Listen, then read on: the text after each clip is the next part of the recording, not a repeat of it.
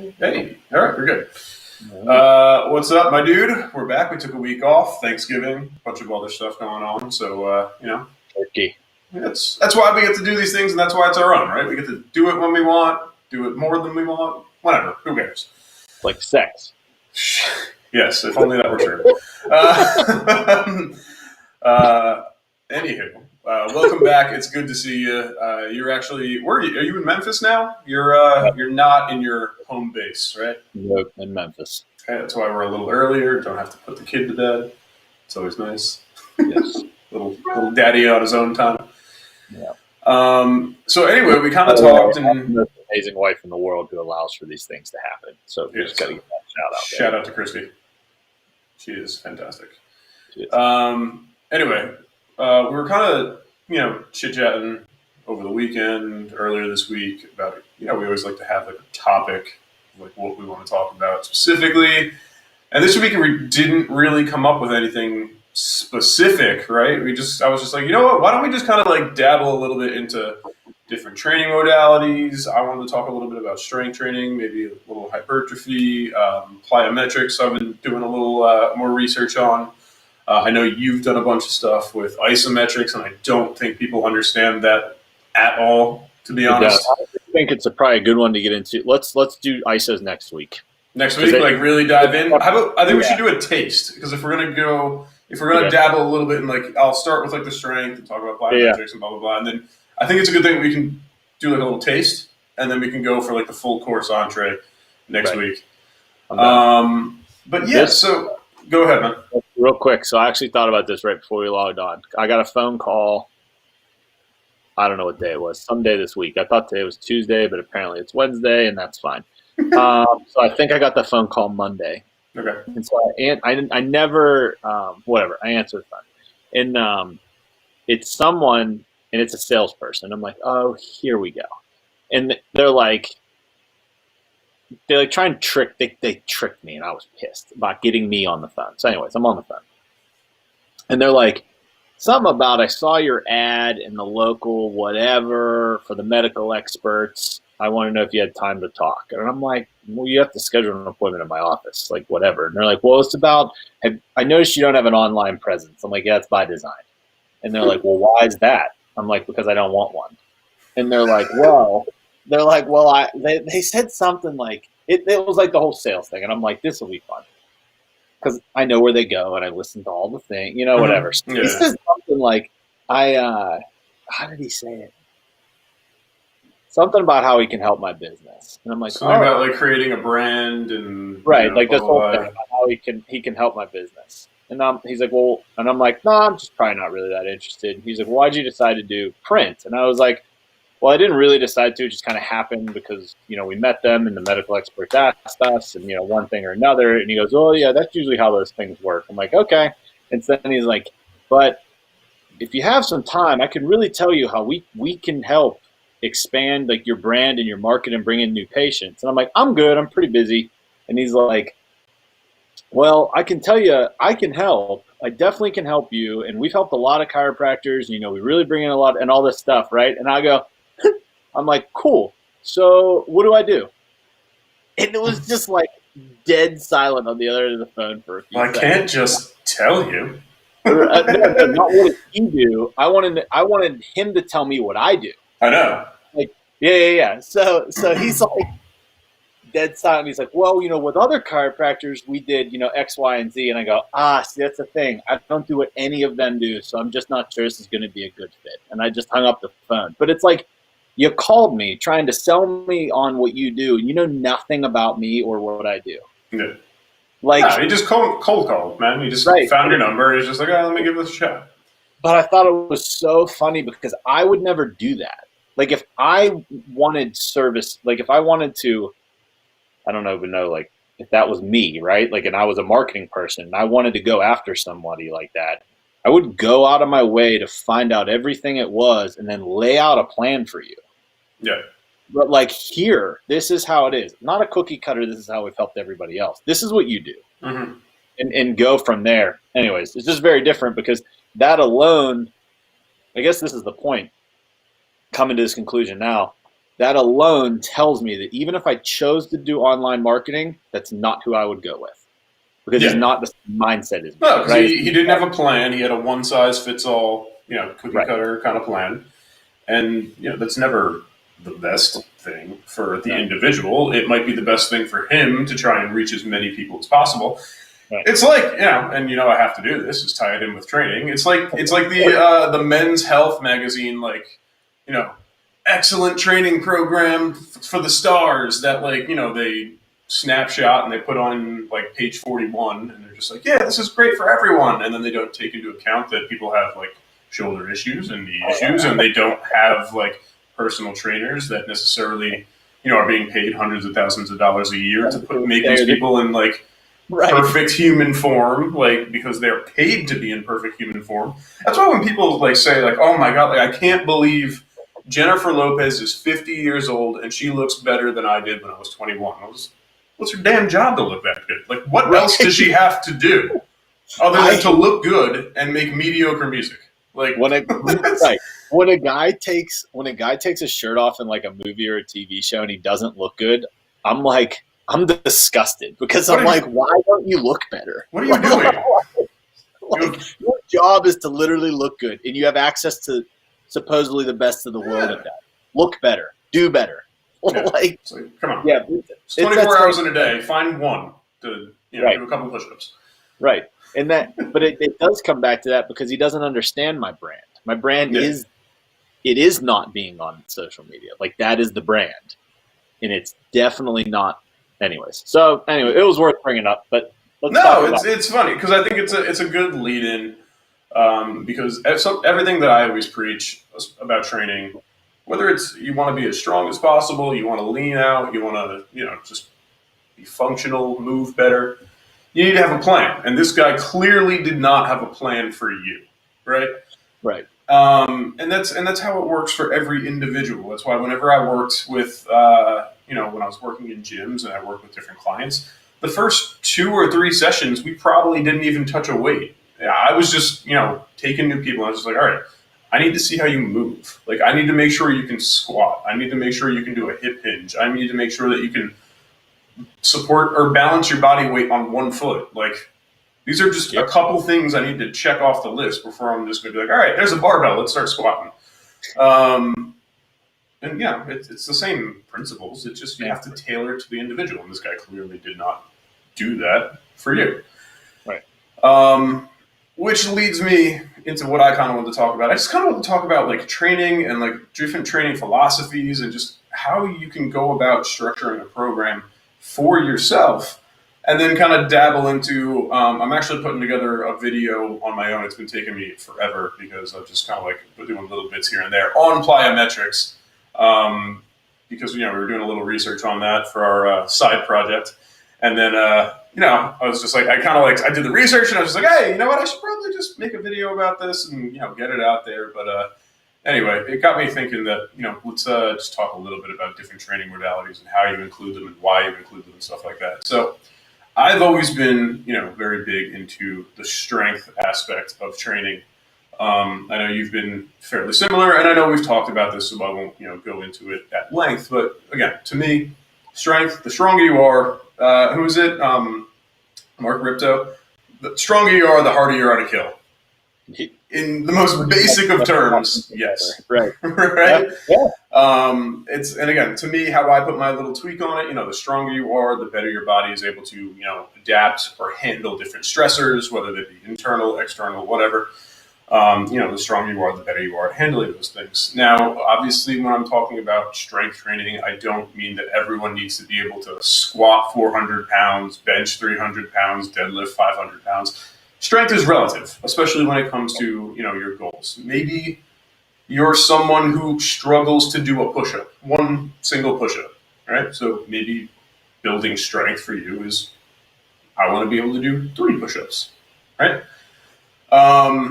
So that's kind of, what you have to do is then decide for yourself, what is strength, right? Is it, I want to set world records. I just want to set personal records. I just want to be able to, get up off the couch my first try, right? You don't have to like rock and roll into it. So that's the biggest thing is what you need to decide. And it can't be decided for you. It can't be out of a magazine. It can't be out of a, was it the women's one? It's like Shape magazine or something like that. It can't be decided for you by, some actor or some, YouTube. Don't necessarily listen to me. I can't decide for you. You have to decide what it is that you need or you want to achieve for yourself. And, it's kind of like you said, this guy approached you, didn't have a plan, didn't know you from, the next guy. Probably he saw your ad. He probably called the next two people on like the next two ads with the same approach. And that's not going to work, right? It doesn't work to get your business. It doesn't work for, people who want to follow necessarily, my plan to get strong. My plan to get strong works for me. And it's taken me about 15 plus years to figure out what works for me. Well, see, I think that's the most important part there is that it's the sweat and toil is what I call it. Like, yeah, just call it trial and error. Like if you want to make it as simple as possible. You have to try it. You have to figure it out. That's why our side project is the wink is going to be pretty freaking awesome because we can cut a lot of that work out for you. Yeah. But you still have to put it through trial and error. Like, all right, I'm going to try bench squat and deadlift because a lot of really fucking strong people told me it was amazing. Well, how did I feel 6 months later? Like, and you have to stick with it. You can't do it for like a month and be like, I don't know. Like, yeah. Nothing's changed. Yeah, like stick with something and do it, and then you'll know. I love this. I don't love it, and then stick with it a little longer and see what happens. Like a great example is like CrossFit. Okay, some awesome changes happen in people's bodies at first with CrossFit. Sure. Well, then they stick with it another 3 months, and it's like, well, and then another 3 months they plateau, and then after that they start to get worse, and then they aren't. Then they're chasing where they were, and then here comes the injury, right?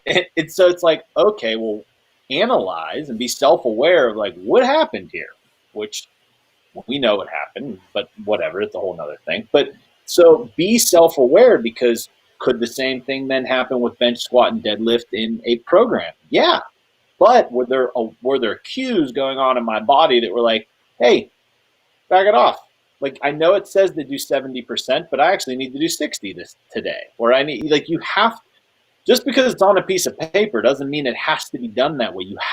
We have to be self-aware. Like, exactly. We have to. That's the point of everything. And I do love to preach, like, write it down on a piece of paper, write it down on a phone, like have some sort of log. Because when you write it down, that's when it becomes real, right? So, like, right. I used to, and look, again, this is why, like, I will open myself. I am an open book for all these things. I used to go off training by memory. I used to know that, like, I was doing like chest and back on Mondays, like legs and arms, I think was like my Tuesday, Friday. So I was used to like double up. So chest, back were Monday, Thursday. I used to do like legs and arms Tuesday, Friday. And like Wednesday was kind of like a hybrid, either off or maybe a little shoulders. I never really trained shoulders when I was younger. I didn't understand. Like I figured, they're always getting worked. I'm pushing and pulling and blah, blah, blah. And in theory, yes, but you do also need to keep them up if you're going to train all these other things. If your shoulders are going to lag behind if everything else is getting stronger and you're not doing any direct training on your shoulders. And I used to go off like memory and like, I would get a little stronger. I definitely plateaued at a certain amount of time. But like when you go off memory, like, yeah, if you do it enough, you can probably remember the weights that you're doing or blah, blah, blah. Or maybe there's a day where you're just like, did I go up last week? Did I not? I don't really remember. Like, blah, blah, blah. And then you have that little shade of doubt. Whereas if it's, if it's on here, if it's in a notebook, you look at the piece of paper and all right, I did this last week. I failed on the last rep. I got to get it this week, blah, blah, blah, whatever. All right, there's no guesswork. It's right there. I used to make a little simple thing. Up arrow meant it went up in weight. Down arrow meant it needed to go down in weight. And the line meant I needed to stay there the next week. Like, nice. Don't go up.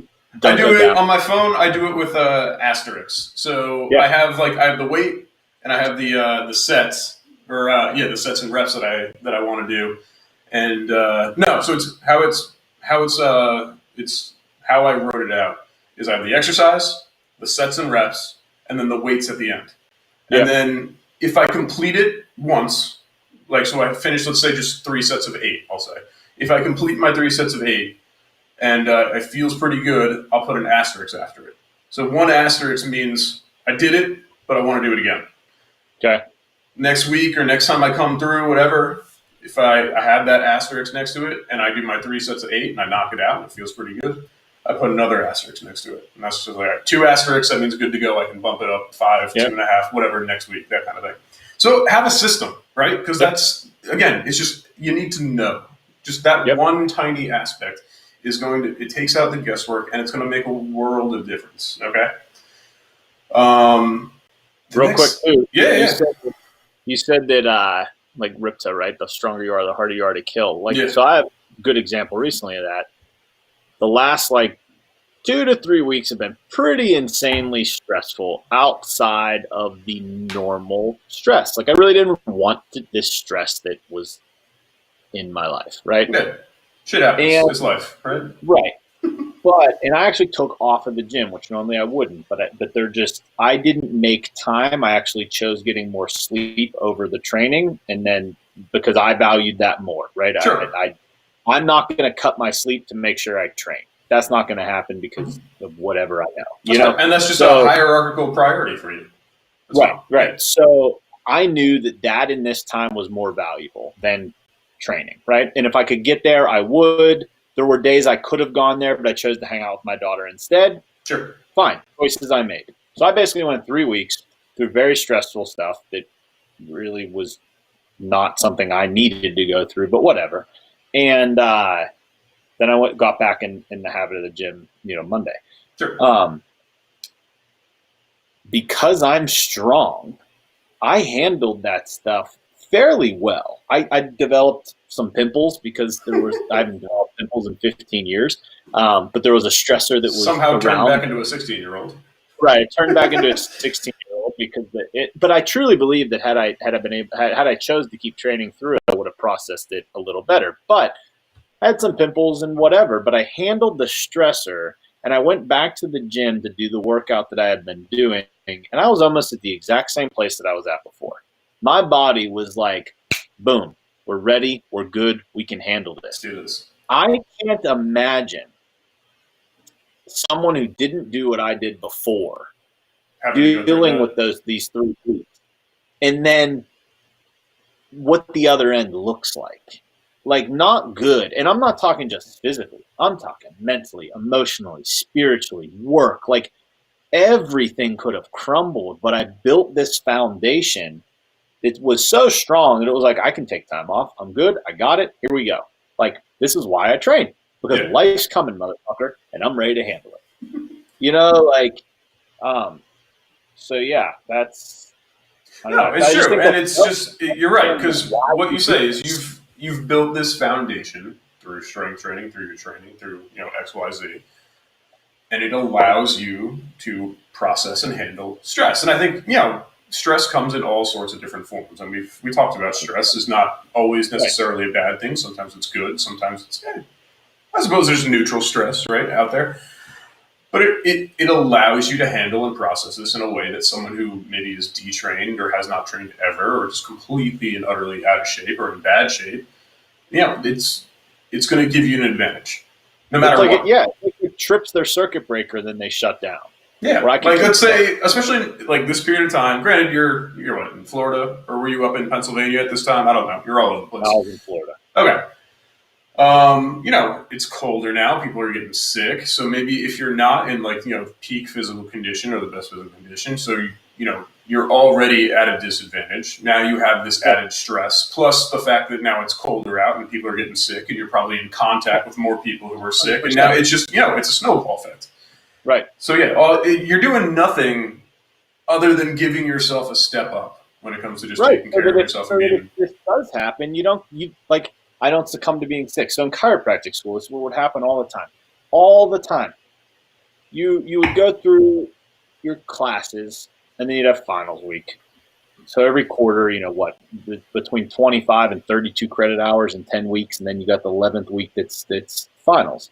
Well, you'd have all your finals in 3 or 4 days. So you got 9 finals or whatever it is. Well, you're not sleeping, you're not eating, you're not doing any of the stuff, whatever.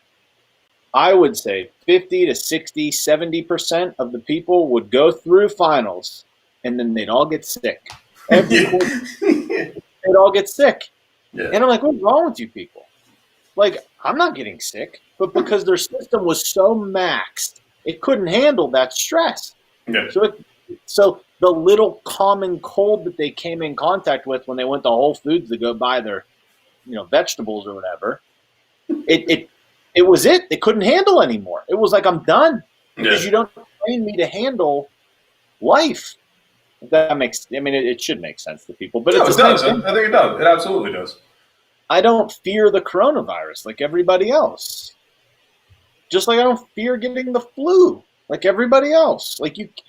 This whole mindset of fear that we've implemented in people, and people really need to understand that strength training will develop a foundation for you that is not just physically like my muscles are dense, my muscles are strong, like I can move a couch if I need to. It will develop a deep rooted spiritual mindset of I can fucking do it. Yeah. That's where the money is. That's where the magic is. Not in the fact that I can do that. Yeah, just That's not physically it. lift big things. Yeah. That's not the benefit. I don't know. I mean, No, no, no. I And know I see you what you're agree. saying. I'm gonna snowball off what you were saying. It Yeah. 100%. So something you need to understand about people who have put the time in, have a what you would call a great physique or are big and strong. Yes, obviously the perks are I can lift heavy shit. Like great. Like it's a lot of fun. That's honestly like half the reason why most of us at least start doing it. Of The course. next is it takes a shit ton of time to get to that state. I've been training for 15 something years pretty consistently, and I'm still far, far away from where I would like to be. We'll call it physique wise. Yeah. I'm pretty happy with myself. I feel really good. We've Right. talked about, rehabbing injuries and all that stuff. I'm not going to get into that right now, but it still takes a long, long time. So this is someone who has set a goal, has lived their life in pursuit of this goal day in, day out. Yeah, have they taken days off, weeks off? I'm sure. For the most part, no one gets into that kind of shape. No one builds that kind of strength without absolutely dedicating themselves to it. Even if they're taking, pharmaceuticals, right? Steroids or whatever, you still have to do the work. It's a bit of a cheat Gotta do the code. work. It's a bit of a cheat code. It helps with recovery, but you still have to do the work. Right. And that's what you're building, right? It's building character, it's building mental toughness, it's building, goal Right. Because setting then and achieving. whatever you want to go do in life, you can do it. Like that's the thing. It's like, why do people that dedicate themselves to something then transition to be very successful at everything else in life? Why do Navy SEALs generally have really successful careers after they're out of the SEALs? Same with, you know, bodybuilders or football players or whatever. Why? And I know people that go, well, this, there's the outlier. The Obviously, there's vast always majority of exceptions, yes. Right. The vast majority of people, if you hang around them, like hang around Drew Brees. I've never hung around Drew Brees, but I would imagine that I'm 100% spot on with this. But let's hang around Drew Brees for a week. Do you think that those skills and the mindset he's developed just leaves him when he's done playing football? No. No. Then he's going to become the best broadcaster ever. I bet he Like, kicks his kid's ass in every video game he's ever played against him. 100%. Like it's what he's developed that then transitions to everything else in life because he's disciplined, because he's consistent, and because he built those habits. That's all it comes back to. Like that's why. Well, then, here's a new challenge in life. Well, it's the principle's no different than how I handled becoming stronger. The principle's no different than how I handled becoming the CEO. It Yeah. makes sense. Like No, yeah. I know It's all about, look, at the end of the day, it comes to setting a goal and then dedicating yourself day by day to achieving it. I just sent you, every now and then I snap a little picture, send you, something that I feel like is applicable to what we're talking about, blah, blah, blah. And it was just it's off of one exceptional, feat or act or whatever. It's doing mundane things day in and day out until it builds into an exceptional feat, right? So these things, they don't happen overnight. Building an incredible physique, building incredible strength does not happen overnight. Becoming an MVP Super Bowl winning quarterback does not happen overnight. It comes with day in, day out, work, toil, injury, sweat, blood, tears, whatever you want to. Yeah. You just don't want to do it. Like, no one wants to get at the practice facility at 5 a.m. and leave at 8 p.m. like probably Tom does. No, because it's not easy. No. And, maybe we should cover this. But it's like, and I think in that thing it said it's the same as finances. But, if anyone wants to know how to get out of the financial situation they're in, read The Richest Man in Babylon. It's the Bible on finances, and it will get you out of. If you implement the principles in that book, you're good. You don't need to listen to Dave Ramsey. You don't need to listen to anybody else. Don't worry about all that shit. Like, all that stuff is just fluff to get you, like, once maybe you have something. None of that matters. If you read that book, the principles in that book will take you everywhere you need to go. One of the principles is, a part of all I earn is mine to keep. They recommend 10%. You pay yourself first. Do that for 6 months, and you will be blown away at how much you have in your savings. Because if you're investing in the right thing, not only then your savings is also accruing money for you. Absolutely. You will be blown away at what happens. And then it compounds, and then it goes from there. And then, one of the next principles is that 20% of all you earn goes to your debts, right? You will be blown away if you just don't spend money on your debt. Because another principle is make your own goddamn budget, but that's not here or there. But if you do that, and then you put 20% towards your debts, you have no idea what 12 months will do for you financially.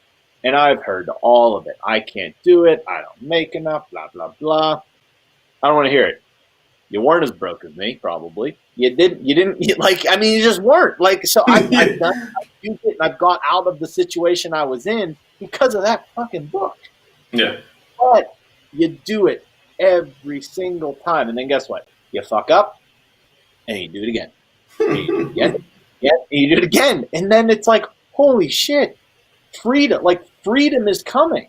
Yeah, man. Because of I don't know how we go from one thing to the next, but whatever. That's the beauty of it, though, because it all kind of interconnects in some way, and it all really comes down to self-motivation. I mean, that's kind of the underlying theme of everything that we talk about. Right. Because you can't build strength without being self-motivated. You can't build a great physique without being self-motivated. You can't build a business. You can't, develop a thriving practice. You can't do anything without, some sort of self-motivation. So that's how we just kind of jump around, because it's all interconnected with that underlying kind of theme. Yeah, right? That's all it is. But I wanted to, because you talked about something, or you mentioned something. I had said, I've tried different strength training programs. I've changed things. I've tweaked things. And I have now finally found, a program that I can proudly call, my own. Works for me. I feel great. I'm getting stronger. I'm getting leaner. I move better than I have since I was a teenager. And you said, yes, obviously it's good to change things up, but you give it more than a month, right? Give it a chance to work. And that's actually something that I've posted on. I've done a video on before, but the whole muscle confusion thing is an absolute crock. I forget that people even talk like that until we talk. It totally got popular with that P90X thing that came out, and it was muscle confusion, and we got you jumping. I promise you, your muscle's not confused. I promise you. You're just telling it to move, and it's doing it. Yeah. Muscles respond to command, and that's it. Right. It's not thinking. It's not making decisions. It just responds. It's not confused. I promise. So there's absolutely nothing, 0% anything that is muscle confusion. And I like to. So here's an example that I brought that up. I'm laughing so much because I forgot all about that. It's ridiculous. And it was such a hot buzzword for such a long time, for years. Oh yeah, muscle confusion. I go through 4 weeks of strength training, then I go through 4 weeks of hypertrophy, then 4 weeks of plyometrics. Like what? Like, so, and I've been asked about this, and here's my analogy, metaphor. I don't know the right word. I teach phys ed. I'm not a wordsmith. My analogy is if you wanted to play the piano, right? Would you play the piano for 4 weeks and then start playing the flute and then play the flute for 4 weeks and then piano confusion? I see play, right? Yeah. And then, you play the guitar for 4 weeks and then you work on your drawing for 4 weeks, right? We're doing that's the same principle as muscle confusion is you're just changing things that you're doing. And yeah, I mean, look, can you possibly lose weight? Sure, you're moving, you're active, you're burning calories. Yes, it's possible. Are you actually achieving anything in the sense of building any sort of substantial strength or size or whatever? No, because you're not giving it a chance to work. All right. Right. So I've bounced around from program to program, some of which I've most of the time because I have a background in it, I have a degree in health and exercise science. I did do for a stint some chiropractic school with you. But I have a master's in education, so I have an idea of what I'm doing in the gym, especially when it comes to programming and all that kind of stuff. Yeah, but I think to me, real quick, of everything you just said, the only thing that matters to me is what we talked about like 2 or 3 podcasts ago. You were supposed to have spinal surgery. Because they goofed it up, you didn't have spinal surgery, and you fucking fixed yourself in 6 weeks. That's all I care about. Yeah. I don't give a shit about any of the other degrees. There's also that. We need to get away from that in society. Like, we need to get away from the fact that this person has a master's, so they know better than I do. What the fuck are you talking about? Like, give me the guy who did what you did with no, I'm all in. Yeah. You did the work, you figured it out. Like, no degree can give you 15 years of what got you. Your degree didn't give you the program you've now developed for yourself. 15 years of sweat and toil and grinding gave that to you. Yeah, anyways, that's fair. No, valid point. And I'd rather you point that out than me, because then I feel like I'm just talking about myself. But yes, so there's also that. I had a massive, for those of you who may not have seen the episode, I had a massive herniated disc that had the spinal surgeon seen it that day would have said he would have had me on the table, cut me open, fused things. Luckily for myself, that was not the case. I wasn't able to get an appointment with him for about a month. And between that initial, MRI and seeing the spinal specialist, I was able to have my disc retract. I gained full function back in my leg and foot, lost tingling, full motor function, full range of motion. I feel great. No surgery. Just good quality movement. Anyway, I'll add that to the resume. But the first thing, I'd read that and go, hired motherfucker. Done. What the hell was I talking about? Oh, right, coming up with a program.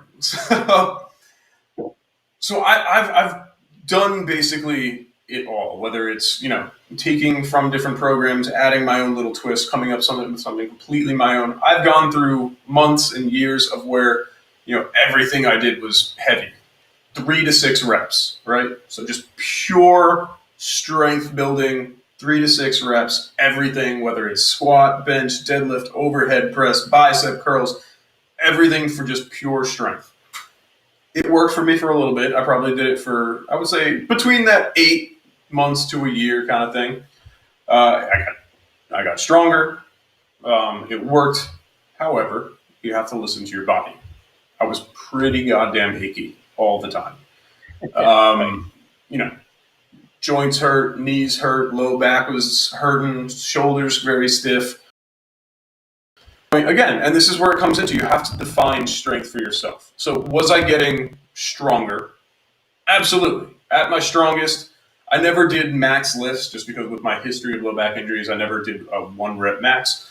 But again, when you're doing sets of 3, it's still a significant amount of weight. So I think I got up to, I was back squatting 435 for sets of 3 sets of 3, which I actually completed when I gave myself an umbilical hernia. and deadlifting 500 pounds for 3 sets of three. So again, physically strong. However, did not have the range of motion that I needed for regular day-to-day kind of things. Could do things, but it took me maybe a try or two to get out of bed. I was very stiff, very achy. So I had to reassess, what my definition of strength was, right? So then you go back to the drawing board. It's just like, all right, well, I like the heavy squats and deadlifts, but my shoulders are really starting to ache, so maybe I'm going to cut back a little on the bench. So then, again, you have to take into consideration, like, all right, we want to make sure that things stay balanced. So if I'm going to cut back a little on the bench, maybe I'm going to do, sets of 8 or maybe sets of 12. I have to make sure, I'm still, just because I'm cutting out a little bit of the chest, I still got to work on, my horizontal pull, my, vertical pull. So pull-ups, rows, stuff like that. It has to be similar, right? So you have to be doing the same amount of work. So you adjust that way, right? And my shoulders started to feel a little better after the disc herniation, right? So then now I'm really reassessing everything. Right. As of right now, I stay away from pretty much any sort of deadlift from the floor. I still do a lot of hinge work. I'll do single leg deadlifts off a rack. I'll do single leg RDL. So I do a lot of stuff now isolaterally. So isolateral meaning one side or the other, where I can still challenge the specific muscle. What this allows me now is to just deload the spine a bit, right? So if I'm doing something on one leg, maybe 100 pounds is giving me enough work to challenge that muscle in the one leg, as opposed to maybe having to use 300, 400 pounds if I had both feet on the floor, right? So again, it's just reassessing kind of what you define as strength. So for me, my definition of strength now is I still want to be stronger. I still want to see the numbers increase, but now I don't have a timeline. I'm not trying to chase any number. I'm not trying to get there as fast as possible. I told you before when I was doing, when I mark off my numbers, so if I knock out my, 3 sets of 8 or 3 sets of 12 or whatever it is, I put a little asterisk by it. Now, in order for me to change that weight, if I'm going up 5 pounds or up, 2.5 pounds or 10 pounds or whatever it is, I need 3 asterisks. So I need to be able to complete it 3 times in a row for me to say, I'm good with this, I'm moving up. All right? Yeah. I might get to 2. And even if I don't get to 2, or even if I get to 2 and maybe that 3rd week in a row I fall short, it's a race and I have to start back over. And that's what works for me, because now I might not be making the progress I was as fast as I was, but I'm still making progress. I have 0 injuries. I have not, like I said, I haven't felt this good in years. I'm still getting stronger. Like I said, my physique's probably better than it's been since I was in maybe high school or early 20s. The last time I played football, I would say. Right. I remember like 18 months ago or longer, we were texting that you must have sent me something. Someone deadlifted or something. And I was like, ain't for me anymore. And you were like, oh, I'm getting it. Like, I remember even like within It was a while ago, yeah. Yeah, and maybe 2 years. I don't know. Time's irrelevant these days. And but I remember being like, why, Len? Like, I remember texting him and being like, dude, you got to let it go. Like, it don't matter. You are a few years older than me, so you are a couple of years wiser than me. So it took me a little bit longer to reach that point. But I did. And like I said, look, that's what works for me. And I love it and I feel great. And it's not all about strength training for me too. So this is where I kind of want to branch off a little bit, because I have added different aspects. And again, the more, I research and read and the more knowledge I gain, the more I know, like, all right, I have to incorporate different variations of training to make myself as well-rounded and as functionally strong as I possibly can. Yeah. So my training program, and again, this works for me, is I really only do one, and I'll call it strength-based movement per. Don't give away too much. I know. One strength-based movement per training session. All right. So whether that's, I'll just say on Monday. Monday I usually do like a leg press kind of movement. So for me, since I'm no longer like squatting for strength. I use it more as like a mobility kind of thing. So I'll load up a light weight and I'll make sure I'll do like pause squats at the bottom where I'm going through a full range of motion. I let that weight get me down all the way to the bottom, feel that, that eccentric contraction, and then make sure I get all the way back up to the top. But since I'm no longer doing that for, high weights and low reps, I have to find a different way to challenge the muscles in my quads and glutes during like that, that leg press kind of exercise. So what I've been doing is I've been getting pretty damn good at pistol squats. Now, you can't see me through the computer screen. I mean, you can see from about here up. But I'm 6'2", about 240-ish pounds. Not someone you would generally think about being able to do a decent pistol squat. And I couldn't when I first decided that I wanted to do this. I actually had to start doing it on I would do half squats. So I would stand next to a bench and I would just lower myself down. By the way, if anyone doesn't know what a pistol squat is, it's when you're on one foot, you got your other leg out in front of you, and you squat on one leg, ultimately to a full squat. Your other leg is still out in front of you, and then you stand back up. It's all on one leg, so it's incorporating a lot of balance and all that stuff.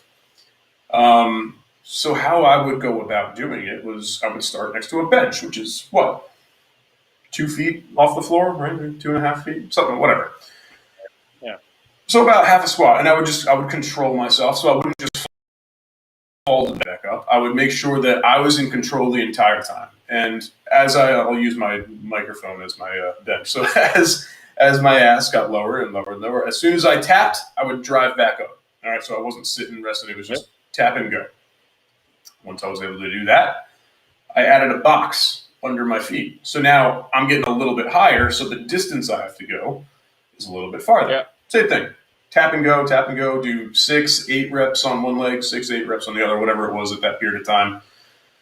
Once I get good, asterisk, asterisk, asterisk, get ready to go again. 2 boxes, 3 boxes.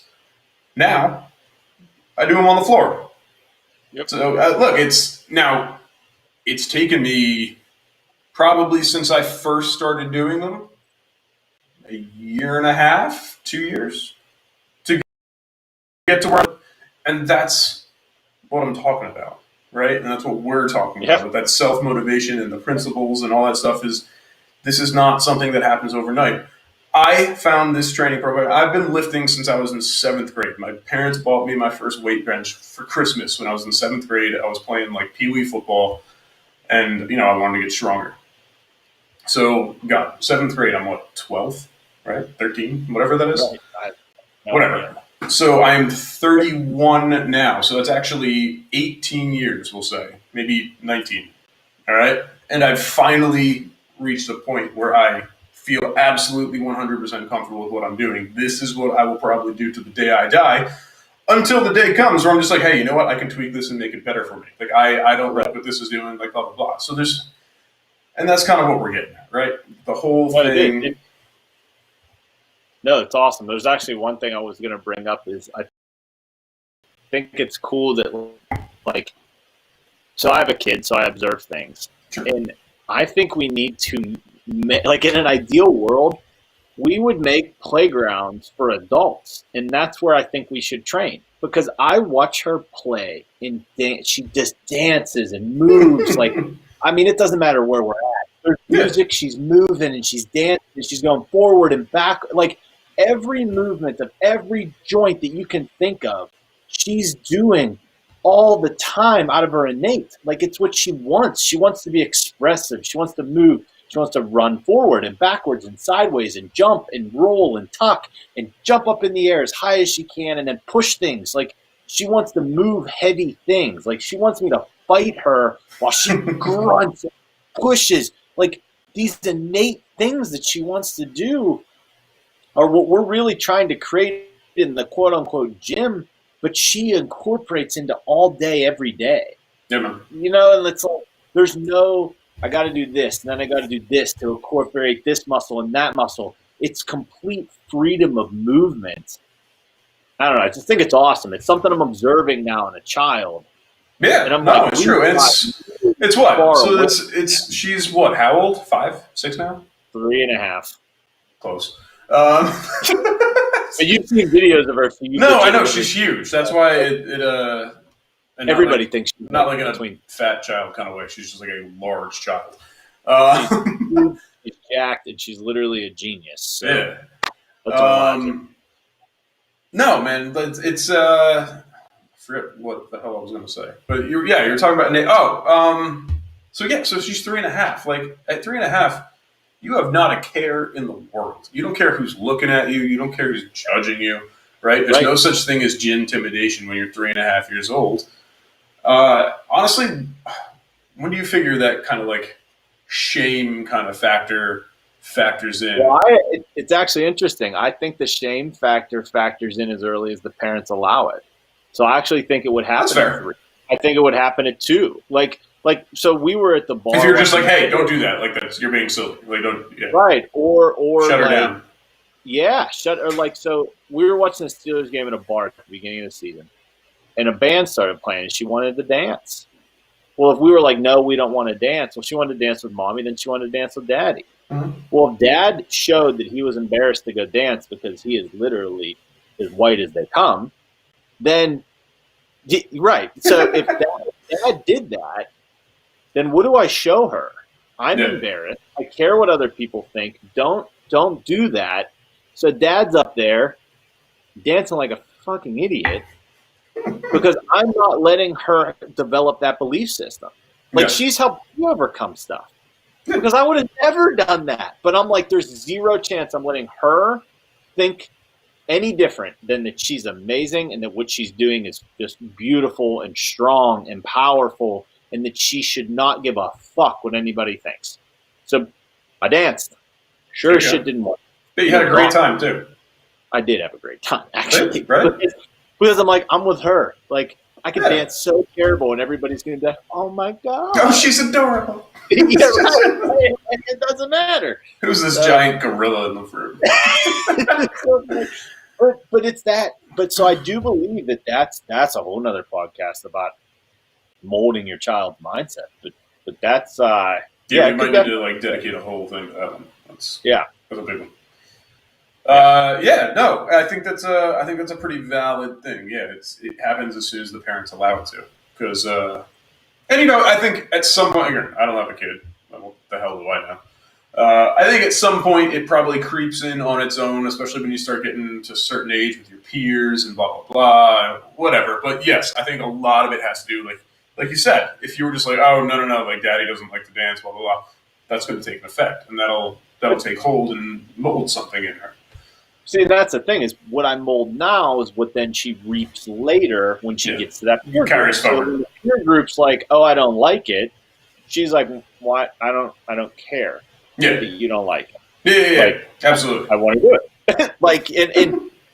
that was more or less me growing up. But kind of with certain things though. Certain things, like I definitely want. Anyways, but so I think it matters of what you mold in them and what you allow because it's like they're going to become that, and you it's not okay to do that. That this is a podcast for another day, so let's not. We've been going almost an hour, and I'm like, this is gonna be a long one because I'm very passionate about it because I see other kids, and I'm like, oh my god, like you shouldn't think like that at 3.5. You shouldn't act like that at 3.5. Like you should be powerful and strong and carefree and. Get it? No, I totally get it. And I agree. That's definitely something I hope I can implement in my future child. But I'm not making any announcements if any of my family's watching. future child. But yeah. So anyway, getting back to the training program, I just wanted to tap into it very, very briefly because you said you wanted to really dedicate something to this, like a full episode or something. But yes, the isometric exercises, and again for people who don't necessarily know, you probably have heard this, like position holds, that kind of stuff. Right. Isometric is training at one certain length, right? So there's no flexion or contraction. That's why I don't really love that name. But let's just do it real quick. So real quick, because we're butting up on an hour. Basically, I don't like to call them isos, they're holds, right? You hold a position for an extended period of time. The reason we do that in a few different ways, but in the most basic way is you're just resisting gravity. You're trying to stay in that position. You will move through a range of motion because naturally you're resisting gravity, and you're going to move through a range of motion over the course of 5 minutes. That motion may only be 2 or 3 inches, but you will move through that range of motion. So it's all about taking a muscle and teaching that muscle how to absorb force and then transition that force across the joint. When that happens, the muscles or the tendons, ligaments, and joints learn how to not absorb force and learn how to absorb it. You do not want to produce force before you can learn to absorb force. That's a recipe for disaster. You need to learn how to take it in and then produce force from that, right? And or produce force quickly and fast the way you need to. So these holds teach your body how to position itself, how to handle load, as gravity is a load, how to transition it across the joints, and how to do that through the major areas of your body, right? Shoulders, elbows, knees, hips, ankles, spine. And when you do that, then you can develop a much more free-flowing system that can then deadlift better, squat better, do all these things better. Where it's like, if you squat and it's like, all right, well, your ankles don't have full mobility. Ankle mobility is not the answer. It's stronger muscles in that area that can, because the reason your ankle is not moving correctly is because you're too weak to do it. Your body's trying to stop you from getting injured. Not because that's something I think people have a big misconception of, is a lack of range of motion is not a lack of mobility or a lack of flexibility. First of all, mobility and flexibility are two very different things. Right. It's a lack of strength, and it's because your body physically does not have to. And I had this conversation with someone before, and I was just like, look, you can't get into a proper deadlift position, a proper hinge, because you're not strong enough to. And this is a big dude who was just like, what the fuck are you talking about? Like, I could squat 400 pounds, like, blah, blah, blah. She's like, I'm not saying you're not strong. I'm saying relative to your body and the position you're trying to put it into, your body's not strong enough to handle this position, which is why it's so difficult for you, because your body's just saying, I can't do this. I don't want to do this. So, or it's so mentally, and to me, again, weak, though, it's not strong enough. It's so mentally confused it can't do it. And so it's trying to tell you, again, listen to your body. Don't do this with big flashing red lights. Like, don't do it because you're not strong enough yet. And so these holds, isos, positions, however you want to call them, whatever you want to do, when you hold them for extended period of time, all the above. My biggest thing is it awakens your spirit, but neither here nor there. Most people don't care about that. It will then allow your body to become strong enough to go through the ranges of motion with full fluent range of motion with no pain, be able to absorb force properly so you can do the other things you want to do. It's the best bang for your buck, and it's the hardest, and no one's going to want to do them, and that's fine. Sure. I mean, look, it goes. It ties right into the whole again, not to beat a dead horse or whatever, that whole overarching theme of, the mental drive and the responsibility aspect. Like, everyone can hold a position. Like, it's not like a physical weight where, like, some people are just incapable of lifting, like, 200 pounds. Like, some people just aren't strong enough to do it. You're just holding yourself up. Everyone can do this, and you can do it. You can do it for a minute. You can do it for 5 minutes. Is it going to be uncomfortable as hell? Of course it is. But it's not like a physical weight. Like, it's not like I'm asking you to push a car or push a weight or push another human being. You're just it's with only in your limits.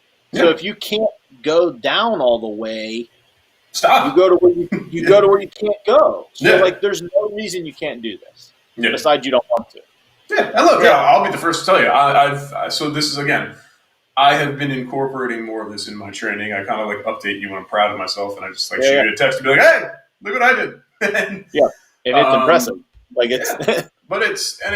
I'll be the first to tell you. So, again, using myself as an example.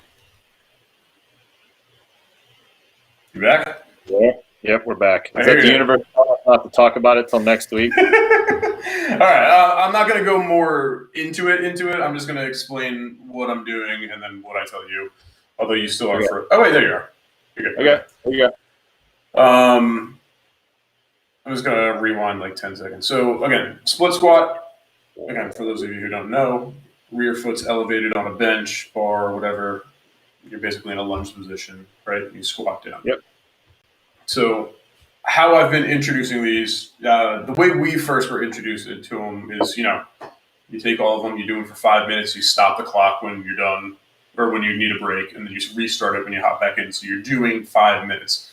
First couple times that we did this, we probably did 5 exercises for 5 minutes. It took us 2 hours. Um, 5 exercises, maybe 3. I remember being like, what is happening? yeah, it was atrocious. I decided to implement them in my own training in a different way, where I started with a minute. I was just like, look, I can knock out a minute, even if it's uncomfortable. I'll do that. After I got to a point where I knew I was gonna sit into that squat and knock out a minute, like no problem, like it was going to happen. I bumped it up to 2. Same deal. First couple times, kind of sucked, blah, blah, blah. Once I got to that point where I knew every single time I dropped into that split squat, I was knocking out 2 minutes. Bumped it up to 3. Same deal. Now I'm on 4. All right, so 4 has been a bitch.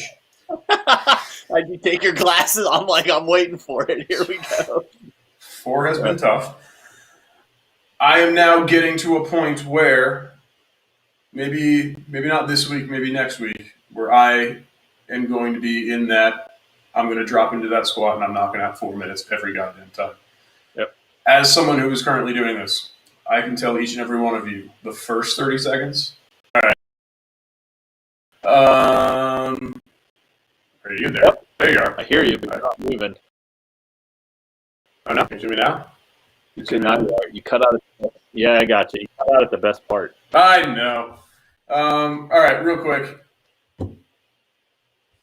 I don't know what the hell I was saying. The first 30 seconds, last 30 seconds, they're hell, because the first 30 seconds, and I still have a shit seconds, you're just like shaking, and you're just, oh my god.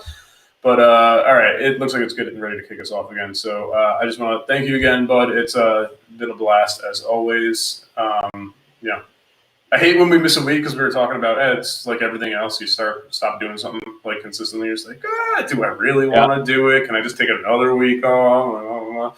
But no, this is I love when we start doing these like regularly and do every week kind of thing. So yep. Anything else you want to throw out there before we get the hell out of here? No, I'm excited for next week, dude. Yeah, man, it's gonna be good. I think it'll be good to really dive into these because I think people can learn a lot from. But that's about it, guys. So goodbye, everybody. All right, we're off. That was a good one. Even though it was